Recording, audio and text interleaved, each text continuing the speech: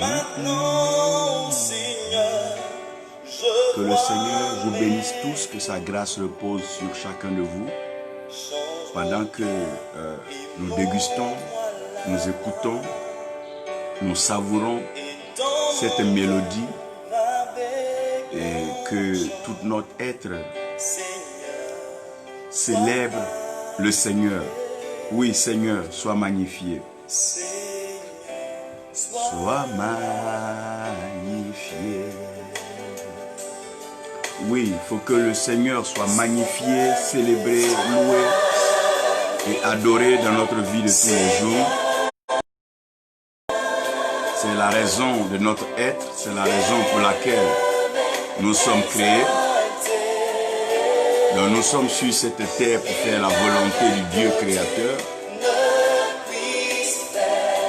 Rien n'est impossible à Dieu. Nos yeux sont sur toi, Seigneur. Oui, sois magnifié, Seigneur. Seigneur, sois magnifié. Magnifié, Seigneur.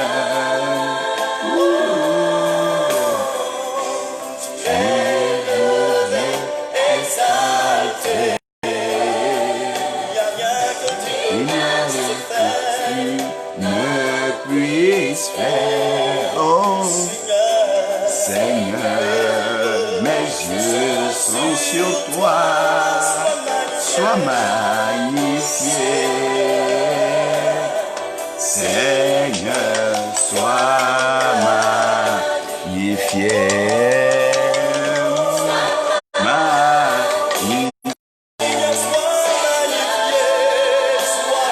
Je vous appelle après, chantez familial. Dieu est il n'y a rien que tu ne puisses faire. Oh, Seigneur, mes yeux sont sur toi, sois magnifié. Oh, Seigneur, sois magnifié.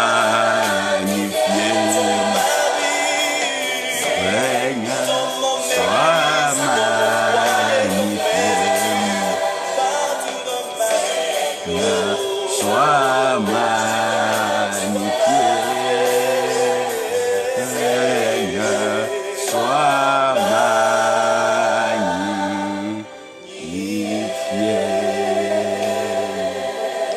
Nous rendons toute la gloire au Seigneur en ce jour pour la grâce qu'il nous accorde de partager sa pensée, sa parole avec vous. Et je crois que nous serons bénis.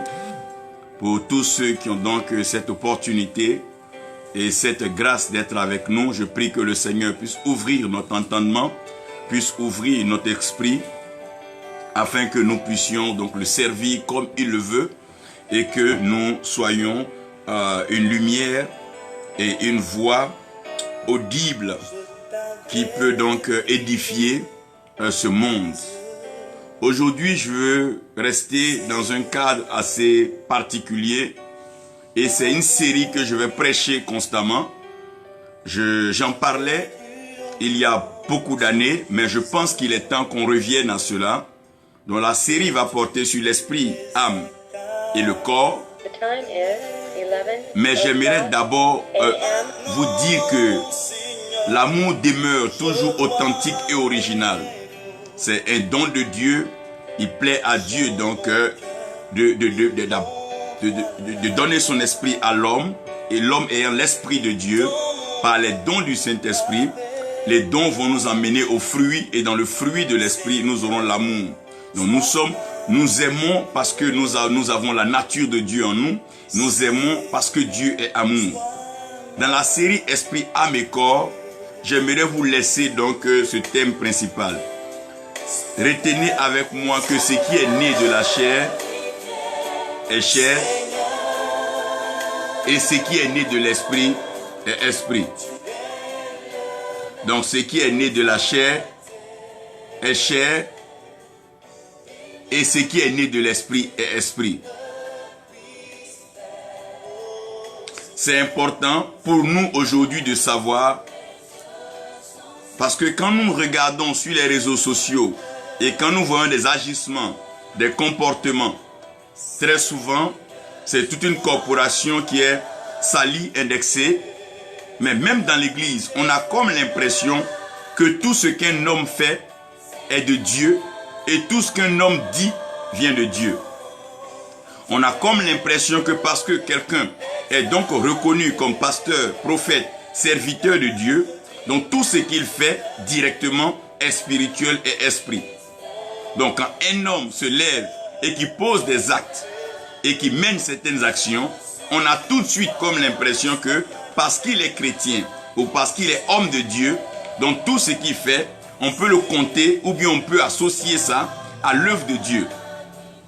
Ce qui fait que malheureusement, le Dieu 3 fois saint, le Dieu tout-puissant, le Dieu omniprésent, omnipotent, le créateur des cieux et la terre, celui qui règne dans la dignité, dans les hauteurs et qui est établi par lui-même et qui a exalté sa parole au-dessus de tous ses noms, qui est incontestable, indiscutable. De plus en plus, l'humanité, les hommes et les femmes se posent la question, est-ce qu'il y a encore Dieu? Est-ce que Dieu peut faire ceci? Est-ce que Dieu peut dire cela? Est-ce que Dieu peut envoyer quelqu'un comme ça? Est-ce que Dieu peut quand même? Donc on a comme l'impression que, au lieu que la présence de l'homme manifeste la présence de Dieu, puisque l'homme est, selon les tests, l'image et la ressemblance de Dieu, pourquoi la présence des hommes et des femmes se disant de Dieu n'apporte aucune lumière et aucune inspiration? Pourquoi les messages n'apportent pas une illumination et une inspiration? Pourquoi les actes ne témoignent pas de la grandeur de Dieu? C'est un problème assez fondamental. Et aujourd'hui, il va falloir qu'on s'asseye à la lumière de la parole de Dieu et que nous découvrons ces choses-là. Elles sont très importantes pour nous. Et le sous-thème que je veux vous présenter, c'est que la chair ne sera jamais esprit. Mon frère, ma soeur, je veux te dire ceci. Je veux que tu retiennes cela pour toujours. La chair ne sera jamais esprit. Un morceau de bois, durant dans l'eau, demeurant dans l'eau, habitant dans l'eau, ne sera jamais un caïman, encore moins un poisson. Donc ne croyez pas que parce qu'une chair a duré dans l'église, ou une chair est expérimentée dans l'église, ou bien une chair est habituée au culte, à la religion, une chair a des apparences pieuses, alors cette chair-là peut être esprit. Non, c'est la plus grosse erreur et c'est l'une des plus grandes erreurs de l'humanité. C'est pas parce que quelqu'un est chrétien que sa chair est spirituelle. Et aussi longtemps que nous allons commettre cette erreur, aussi longtemps que nous allons nous tromper ainsi, nous allons aller d'erreur en erreur, de déception en déception, de souffrance en souffrance et de problème en problème. Laissez-moi donc vous placer 3 portions de l'écriture. Et nous allons parler de ce qui est essentiel pour aujourd'hui. Genèse 2, verset 7. Donc l'Éternel Dieu forma l'homme de la poussière de la terre. Comprenez ici que la matière que Dieu utilise, c'est la poussière de la terre. Donc Dieu prend la poussière de la terre et de cette poussière de la terre, il forme l'homme. Donc dans la formation de l'homme, il y a la poussière de la terre, mais Dieu ne s'arrête pas à la poussière de la terre. Dieu va souffler dans les narines de l'homme. Ce que Dieu va souffler dans les narines, c'est le souffle. Et ce souffle-là, c'est le vent. Ce vent-là, c'est l'esprit. Donc Dieu va souffler dans les narines de l'homme, l'esprit, et l'homme va devenir une âme vivante. Donc l'homme va devenir une âme vivante. Jean 3, verset 6, la Bible dit, ce qui est né de la chair. Donc vous voyez, l'homme est devenu une âme vivante. Mais ce qui va naître de l'homme, va naître de la chair. Donc ce qui va naître de la chair est chair. Et ce qui est né de l'esprit est esprit. Donc ce qui va naître de la chair, n'oubliez pas, sera chair. Et ce qui va naître de l'esprit sera esprit. Romains 8, du verset 1 au verset 14, c'est une lecture et j'aimerais que vous appréciez ceci. La Bible dit, il n'y a donc maintenant aucune condamnation pour ceux qui sont en Jésus-Christ. En effet, la loi de l'esprit de vie en Jésus-Christ m'a affranchi de la loi du péché et de la mort. Car, chose impossible à la loi, parce que la chair la rendait sans force. La chair la rendait sans force. Dieu a condamné le péché dans la chair. À cause du péché, son propre fils dans une chair semblable à celle du péché. Et cela afin que la justice de la loi fût accomplie en nous, qui marchons non selon la chair, mais selon l'esprit. Ceux, en effet, qui vivent selon la chair, s'affectionnent aux choses de la chair, tandis que ceux qui vivent selon l'esprit s'affectionnent aux choses de l'esprit. Et l'affection de la chair, c'est la mort, tandis que l'affection de l'esprit, c'est la vie et la paix. Car l'affection de la chair, c'est inimité contre Dieu, parce qu'elle ne se soumet pas à la loi de Dieu, et qu'elle ne le peut même pas. Or, ceux qui vivent selon la chair ne sauraient plaire à Dieu.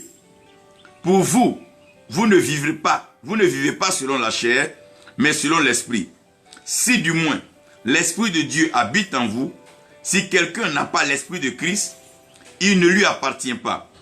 Et si Christ est en vous, le corps, il est vrai, est mort à cause du péché, mais l'esprit est vie à cause de la justice. Et si l'esprit de celui qui a ressuscité Jésus-Christ d'entre les morts habite en vous, celui qui a ressuscité Christ d'entre les morts rendra aussi la vie à vos corps mortels par son esprit qui habite en vous. Ainsi donc, frères, nous ne sommes point redevables à la chair. Nous ne sommes point redevables à la chair. Soulignez ça. Nous ne sommes point redevables à la chair pour vivre selon la chair. Si vous vivez selon la chair, vous mourrez. Mais si vous, par l'esprit, vous faites mourir les actions du corps, vous vivrez. Car tous ceux qui sont conduits par l'esprit de Dieu sont fils de Dieu. Père, tu as l'autorité spirituelle suprême, tu règnes dans le ciel et sur la terre, tu accomplis tes œuvres.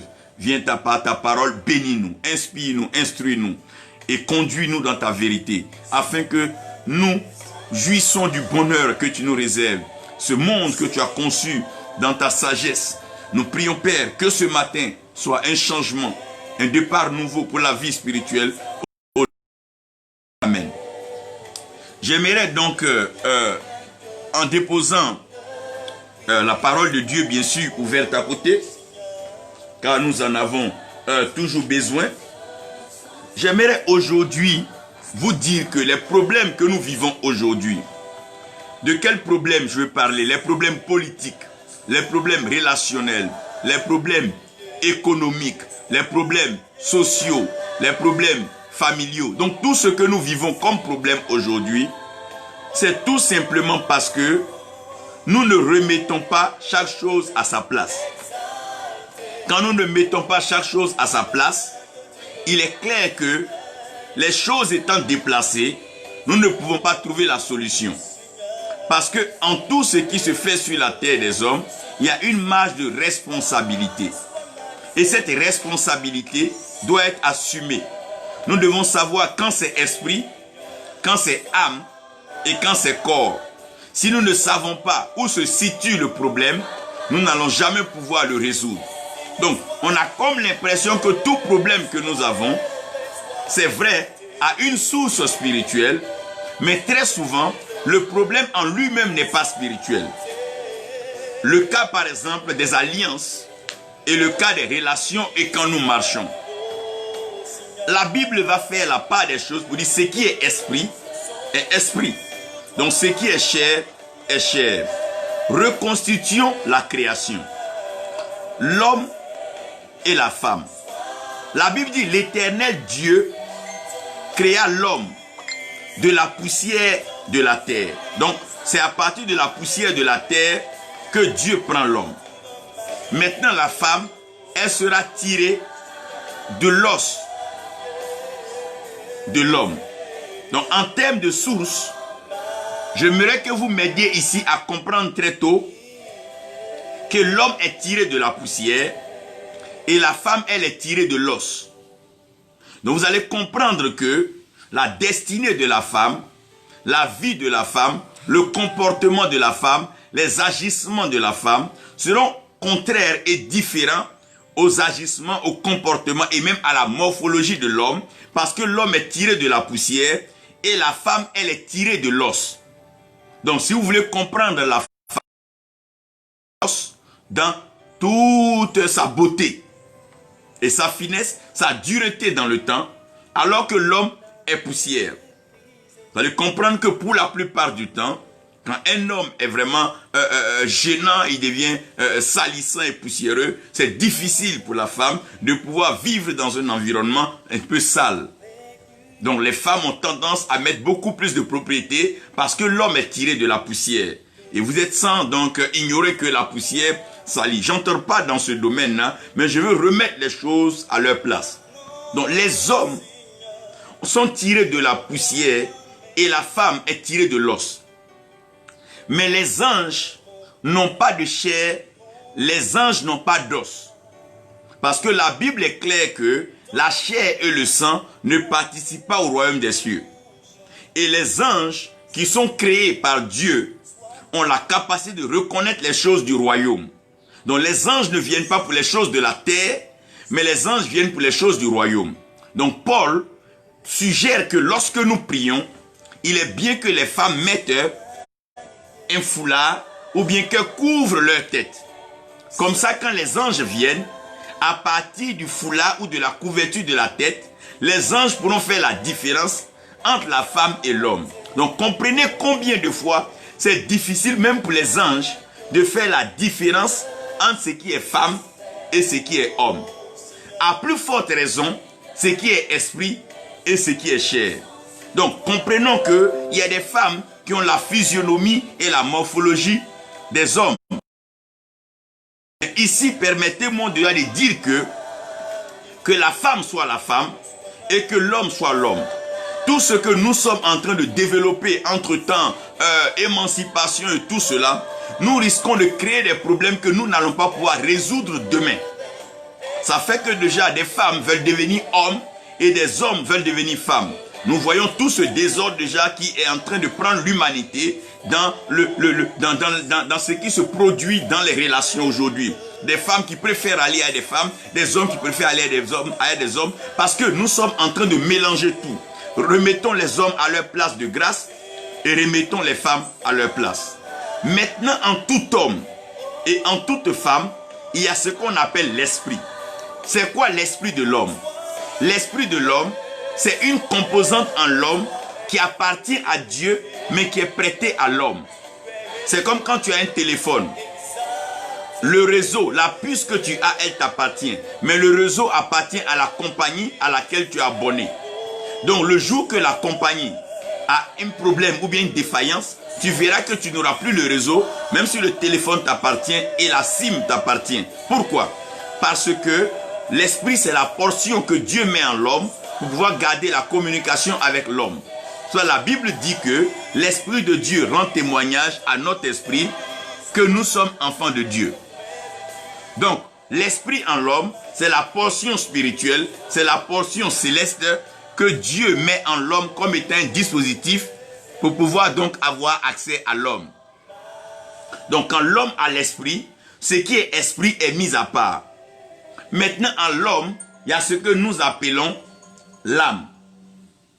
Et ce que nous appelons âme est bien sûr différent de l'esprit. L'âme est une composante. L'âme est une résultante.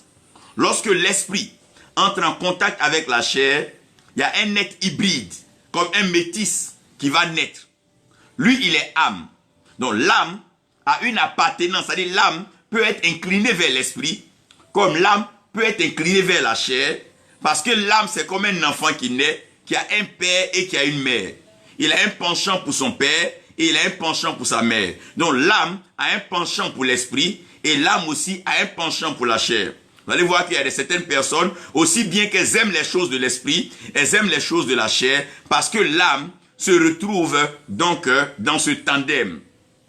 L'âme a tendance à plaire à l'esprit comme l'âme a tendance après à la chair. Donc l'âme devient donc le centre de nos émotions. C'est là-bas que tout est enregistré, c'est là-bas que tout est emmagasiné. C'est à partir de l'âme que nous puisons donc notre volonté, c'est à partir de l'âme que nous arrivons à nous attacher, c'est à partir de l'âme que nous arrivons donc à vivre heureux. C'est pour ça que vous voyez que la Bible dit que l'homme quittera son père et sa maison. L'âme en temps normal se détache de l'esprit et de la chair pour s'attacher. C'est là où nous parlons d'amour. Nous parlons d'amour quand l'âme est pleinement engagée.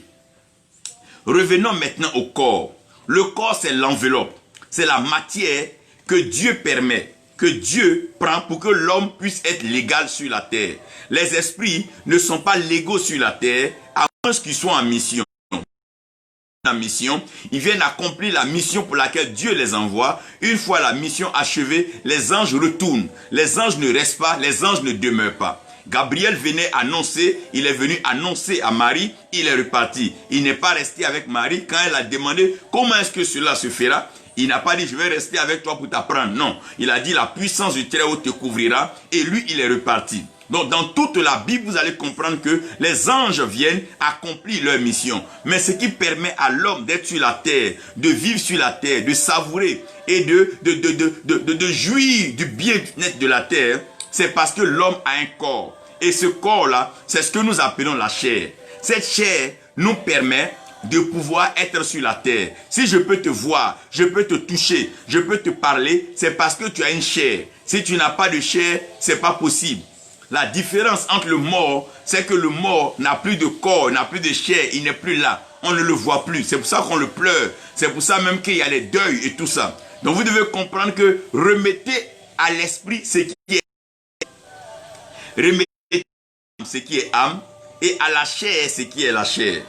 Maintenant, puisque l'homme est devenu une âme vivante, la préoccupation de Dieu, c'est le salut de l'âme. Donc toute la mission de Dieu, c'est comment sauver l'âme. Puisque l'âme, aussi bien qu'il est enfant de la chair, il est aussi enfant de l'esprit. Donc à un certain moment, on va ramener l'âme donc à son père. C'est comme un enfant qui naît dans un couple. Il porte le nom du père, mais pendant que l'enfant est encore enfant, l'enfant est petit, il est donc remis à sa mère pour être allaité, pour être abreuvé et pour être nourri. Souvent même pour être donc formé. Mais quand l'enfant va atteindre un certain âge, un certain niveau de maturité, l'enfant va se rapprocher de son père pour pouvoir jouir de l'héritage. Parce que l'héritage fait partie de la portion de la paternité. Donc c'est le père qui apporte l'héritage. Donc l'esprit, lui, il ne meurt pas. L'esprit ne souffre pas de la mort, l'esprit est éternel et l'esprit vit éternellement. Donc les œuvres de Dieu sont des œuvres d'esprit parce que Dieu est esprit. Maintenant l'âme, c'est ce qui nous permet de nous attacher à nos émotions, à ce monde émotionnel, à ce monde matériel et même à ce monde que nous voyons. Mais la chair nous permet d'être actifs, d'être mobiles et d'être visibles dans ce monde visible, ce monde tangible. Maintenant, quand Dieu crée l'homme, allons-y voir le mystère de la vie et de la domination. Quand Dieu crée l'homme, permettant à l'homme d'être esprit, âme et corps, donc trinitaire, Dieu aussi, il est trinitaire. N'oubliez pas que Dieu est esprit, Dieu, il est Père en tant qu'esprit, il est Fils en lui-même et il est Saint-Esprit. C'est ça la Trinité. Et comme Dieu crée l'homme à son image et selon sa ressemblance, Dieu aussi crée l'homme dans un système qu'on appelle un système trinitaire. Donc dans la Trinité, Dieu le Père joue le rôle de pourvoyeur.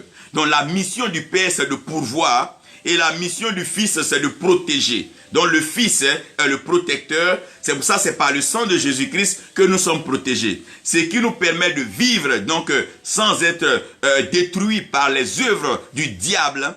C'est parce que nous avons le sang de Jésus-Christ, comme ce qui s'est passé en Égypte, où le sang de l'agneau a empêché l'ange de la mort de s'introduire dans les maisons pour pouvoir s'aimer le chaos et la terreur.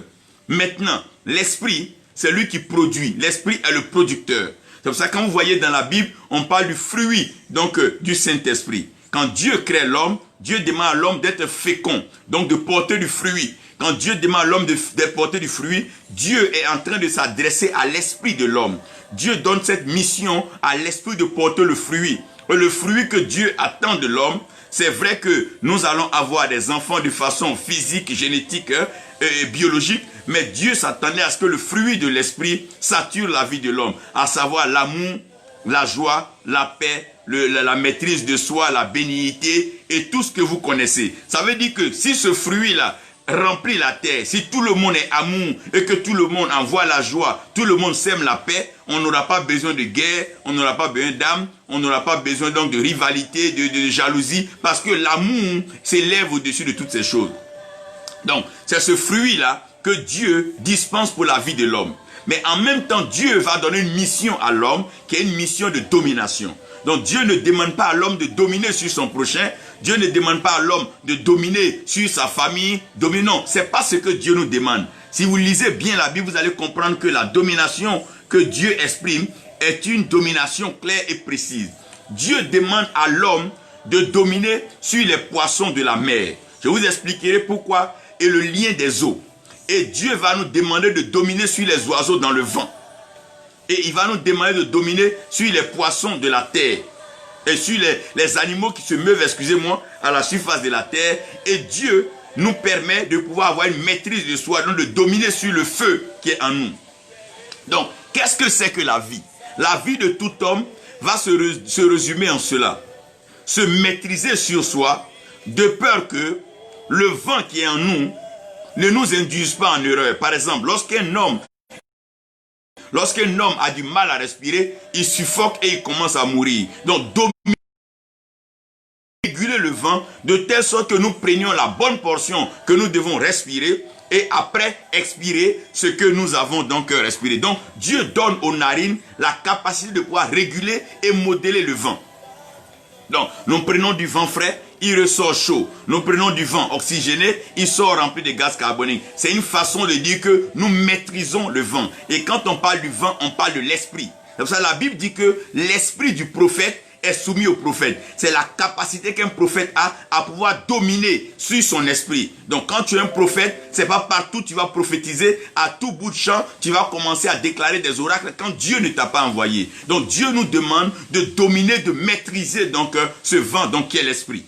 Ça veut dire que quand tu es un enfant de Dieu, tu dois pouvoir contrôler l'esprit que Dieu t'a donné qui est la portion. C'est pas partout, c'est pas partout on fait des prières et on fait tout. Non, non.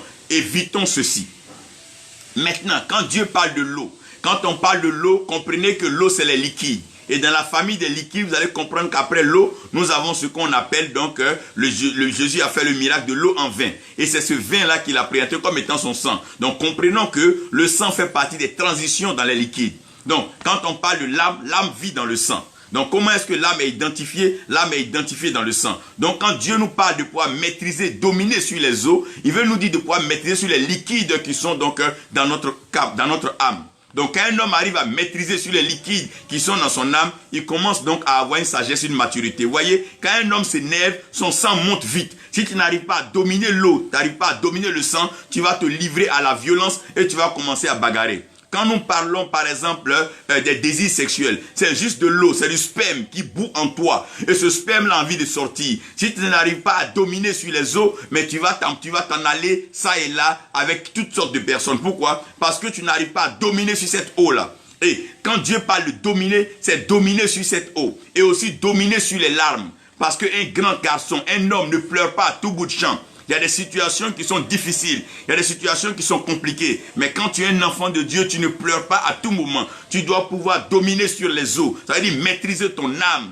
Tu dois pouvoir calmer ton âme. Tu dois pouvoir apaiser ton âme. Tu dois pouvoir laisser ton âme suivre la pensée de l'esprit. Tu dois dire à ton âme, non mon âme.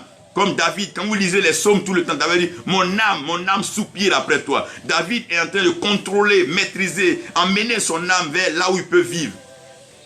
La terre, quand on parle de la terre, là c'est la chair, c'est le corps, c'est la poussière. Quand on parle de la chair, la terre, c'est la poussière. Vous allez voir que l'orgueil et toutes ces choses-là, c'est un peu comme les reliefs, les montées, donc les élévations de terre, les montagnes, les collines, et donc tout ce que vous pouvez regarder comme les plateaux. C'est ça l'homme. Donc, en tout homme, l'homme doit pouvoir contrôler l'esprit qui est le vent qui est en lui. L'homme doit pouvoir contrôler donc son âme qui est donc vie dans les os, les hormones dans le corps. Quand un homme commence à ne plus contrôler son sang, contrôler, déjà vous voyez qu'on parle de tension et ça et là, quand l'homme ne contrôle pas les éléments qui sont dans les liquides de son corps, dont la glycémie et autres, il commence à être donc dérangé par donc, des anomalies, des dysfonctionnements que nous allons appeler donc les maladies. La terre, c'est la portion, c'est la chair que vous devez.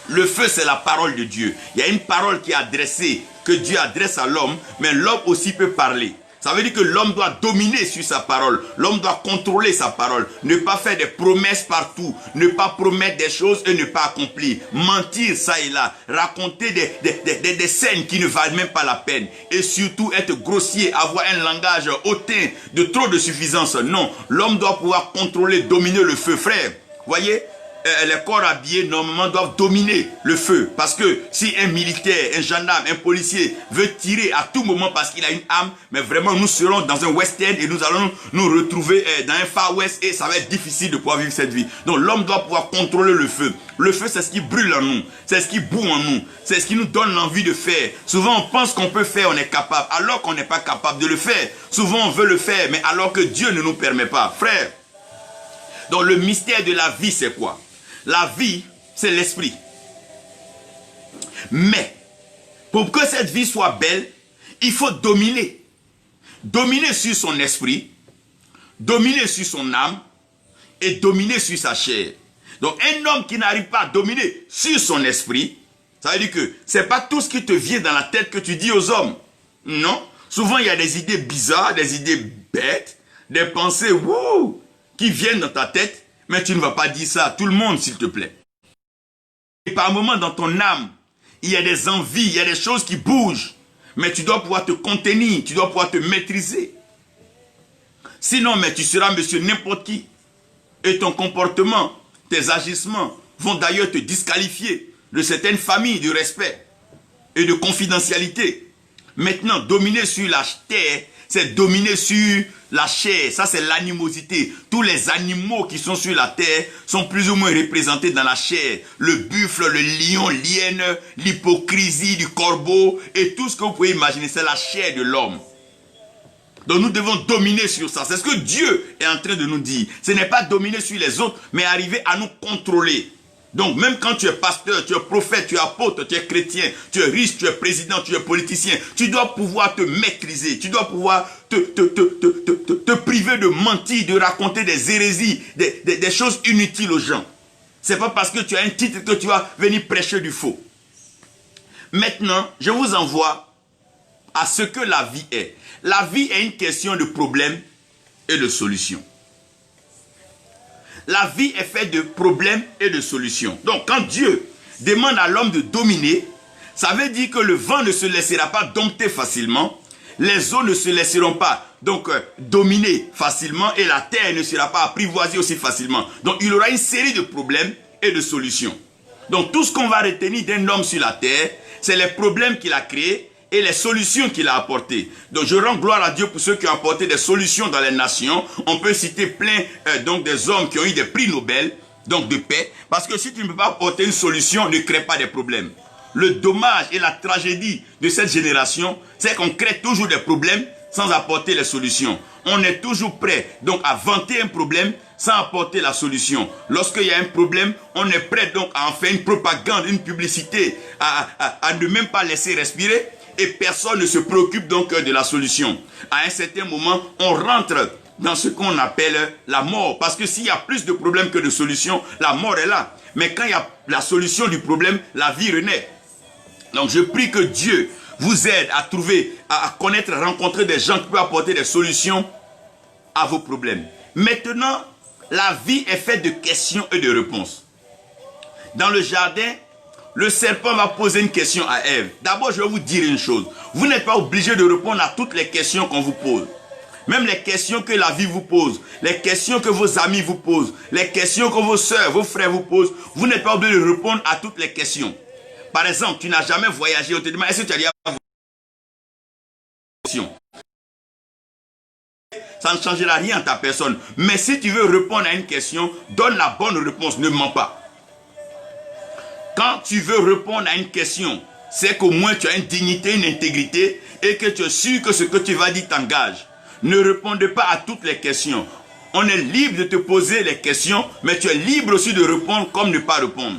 Ève aurait pu donc gagner du temps en ne répondant pas à cette question. On aurait évité beaucoup de choses dans ce jardin. On aurait épargné l'humanité de beaucoup de crises, donc de problèmes qui aujourd'hui obligé de répondre à toutes les questions. Non, si tu te promènes, on te pose la question, est-ce que tu as fait quel niveau d'études, tu es marié, tu as des voitures, tu as des maisons, tu n'es pas obligé de répondre. Si on te pose des questions que tu ne réponds pas, celui qui t'a posé les questions va aller alors se cultiver, va aller apprendre. Il va aller chercher. Si ça l'intéresse tant qu'il a fini de s'interroger sur lui-même sa vie, que c'est ta vie qui est devenue son étude de thèse, mais qui te pose les questions, il va aller lui-même. Il va finir par partir. Frère, ne vous adressez pas aussi à la mauvaise personne. Quand vous avez une question, ne vous adressez pas à la mauvaise personne. Et c'est ici que je veux que vous réalisez. Ce n'est pas parce que quelqu'un est pasteur, quelqu'un est prophète, qu'il a la réponse à toutes les questions. Non. Ce n'est pas parce que quelqu'un est un homme de Dieu qu'il a la réponse à tous les problèmes. Un prophète peut être un prophète et ne rien savoir sur le mariage et l'enfantement. Oui. Un homme de Dieu peut être un homme de Dieu sans rien savoir sur comment bâtir une maison. Il n'est pas architecte. Frère, ne posez pas la question à la mauvaise personne. L'erreur et les problèmes aujourd'hui, c'est qu'on pose des questions à des gens qui ne peuvent pas donc répondre. Quand tu viens demander à quelqu'un, est-ce que ma tante est sorcière? Il n'est pas de ta famille. Comment voulez-vous qu'ils vous disent si votre tante est sorcière? Vous voulez des gens qui vont vous mentir, vous raconter des histoires et vous créer des problèmes. Quelqu'un dit, il a fait un rêve, tu étais malade. C'est son rêve, il a fait, lui-même il n'a qu'à expliquer son rêve. Pourquoi tu veux prendre le rêve de quelqu'un pour régler un problème de ta vie? Est-ce que Dieu a peur de te parler? Ne peut-il pas te parler dans les rêves aussi? Est-ce qu'il y a un problème pour lequel Dieu ne puisse pas s'adresser à toi? Après tout, tu es sa créature et tu es son enfant. Il a mis en toi son esprit. Donc Dieu s'adresse à ses enfants comme il veut. C'est lorsque l'enfant de Dieu ne comprend pas le langage, le message de Dieu, que Dieu peut utiliser les rêves, les songes et même des signes et des prodiges. Si encore cela devient compliqué, Dieu peut permettre qu'il rencontre un homme de Dieu qui va lui expliquer plus clairement ce qu'il ne comprend pas. Frère, ne vous adressez pas à la mauvaise personne. Tu es un politicien, tu peux avoir des conseillers politiques. Si tu décides alors d'avoir un pasteur, c'est que ce pasteur doit pouvoir couvrir ce qui est donc l'instance spirituelle et même la protection spirituelle. Mais tu ne peux pas demander à un pasteur de te faire un bilan économique ou un plan. Non, il ne peut pas le faire. S'il n'a pas fait des études dans ce domaine-là, il va te mentir. Frère, ce n'est pas parce que quelqu'un a connu Dieu qui connaît tout. Non, ce monde-là est une école. Nous apprenons tous les jours. Chaque jour, le Seigneur nous apporte par la révélation de sa parole. Même le Seigneur Jésus-Christ, nous ne l'avons pas encore connu entièrement. Nous grandissons dans la révélation parce que la vie éternelle, c'est quoi? C'est de connaître le vrai Dieu et savoir aussi celui qui l'a envoyé, donc Jésus-Christ. Nous sommes en train de grandir en cela. Les problèmes commencent lorsqu'on pose la question à la mauvaise personne. Aujourd'hui, on se plaint. Non, tel homme de Dieu, mais est-ce que c'est son domaine? Tu dis à un homme de Dieu, tu veux faire champ de VA. Mais il n'est pas agronome. Il ne s'y connaît pas en agriculture. C'est pas un agronome. Il ne connaît peut-être même pas les textures des sols. Si ce sol-là est favorable à cela, de grâce, ne posez pas la question à la mauvaise personne. La deuxième des choses pour résoudre les problèmes de l'humanité, Dieu a envoyé ce qu'on appelle les talents et les expertises. J'ai l'envie de faire des meubles.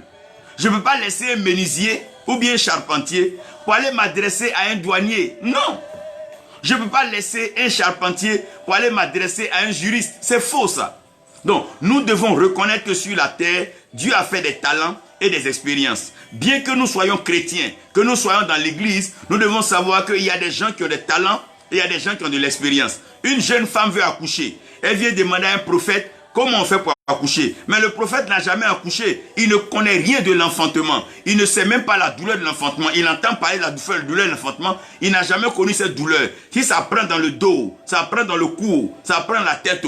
Si ça fait quoi au pied, il ne connaît pas. Mais il sait qu'il y a douleur de l'enfantement.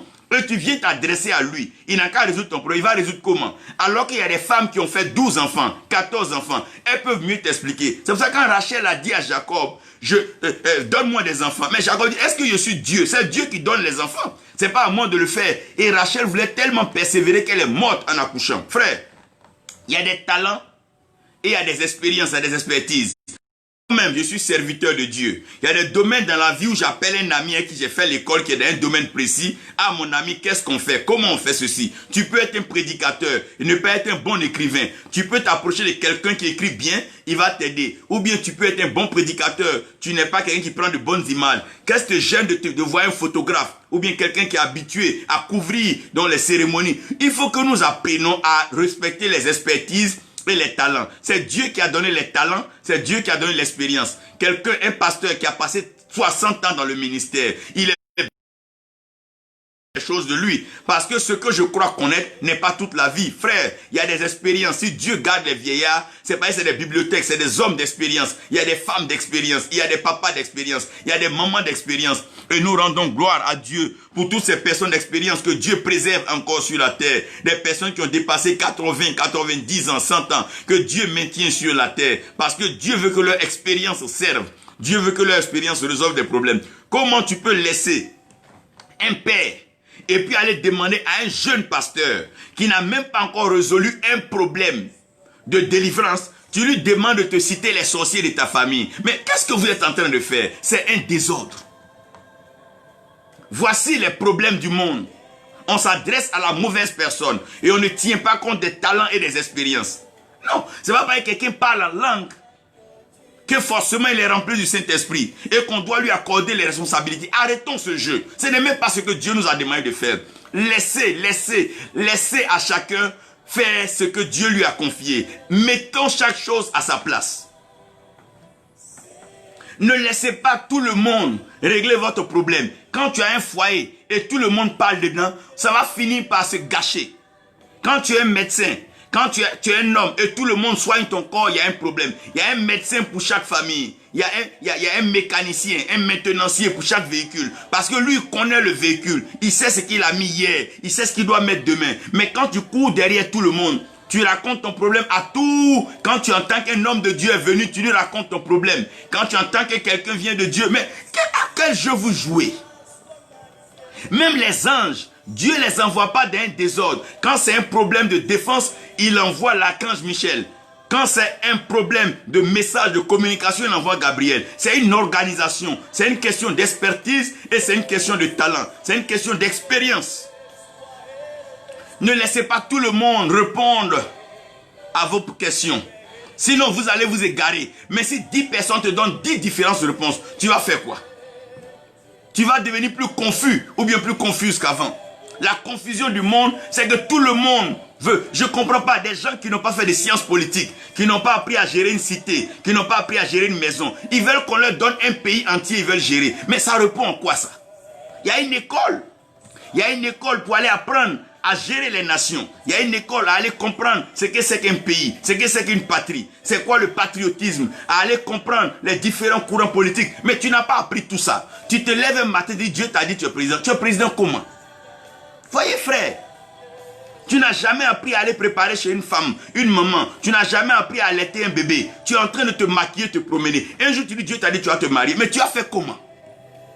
Ou bien tu as prié?